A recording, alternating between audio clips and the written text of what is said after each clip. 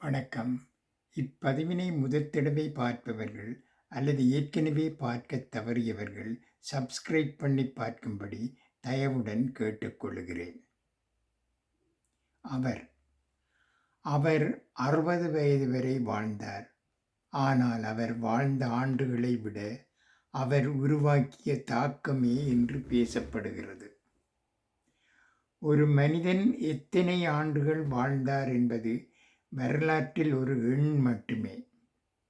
ஆனால் அவர் எத்தனை பேரின் மனதில் நம்பிக்கையை விதைத்தார், எத்தனை கனவுகளுக்கு சிறகுகள் கொடுத்தார், எத்தனை தோல்விகளை வெற்றியாக மாற்றினார், அதுதான் அவரது வாழ்க்கையின் உண்மையான மதிப்பு.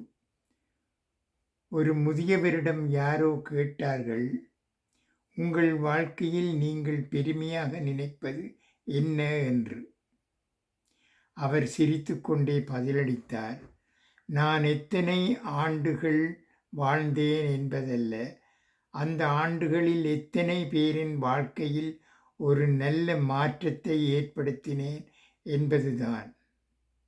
அந்த பதில் பல புத்தகங்கள் சொல்லாத ஒரு உண்மையை சொல்லியது. நேரம் நம்மை அளவிடுவதில்லை, நாம் நேரத்தை எப்படி பயன்படுத்தினோம் என்பதுதான் நம்மை அளவிடுகிறது. அதனால்தான் இந்த வரிகள் காலத்தை கடந்தும் உயிரோடு இருக்கின்றன. ஆண்டுகள் கடப்பதால் நேரம் அளவிடப்படுவதில்லை. நாம் சாதித்தாலும் உணர்வதாலும் தான் அளவிடப்படுவது. ஒவ்வொரு நாளும் வெறும் கலண்டரில் ஒரு தேதியாக முடிந்துவிடக்கூடாது. ஒரு புதிய அனுபவமாக, ஒரு சிறிய முன்னேற்றமாக, ஒரு மறக்க முடியாத நினைவாக, அல்லது யாரோ ஒருவரின் வாழ்க்கையில் ஒரு நேர்மறை மாற்றமாக மாற வேண்டும். வாழ்க்கை நீண்டதாக இருப்பது முக்கியமல்ல, அர்த்தமுள்ளதாக இருப்பதுதான் முக்கியம்.